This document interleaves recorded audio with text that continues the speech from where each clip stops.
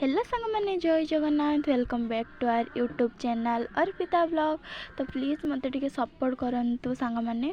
तो चलतु आज मोर 3टा पार्सल आसाला से मुझे आनापी भाईना आसिक छिड़ा होते मोर 3टा पार्सल नहीं कि पलै आसती आपण मानक निहाती वीडियो माध्यम जनइबी मोर 3टा ड्रेस 3टा पार्सल आसाला कि 4टा ड्रेस थिला केमिति आपण मानक निहाती कहबी चलतु देखा। तो फास्ट आसाला मोर स्कर्ट भाया गोटे व्हाइट कलर एटा धोती कपड़ा टाइप रो थिला। रियली मते एटा बहुत बढ़िया लगिला। स्कर्टा व्हाइट कलर रो थिला माने थाक थाक बलिया घेर भी ठीक ठाक थिला।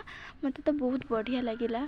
बहुत कम प्राइस रे मु आनची मते तो बहुत बढ़िया लगिला। तापर आउ कोन कोन आछि निहाती आपण माने वीडियो देखले जानि परिबे।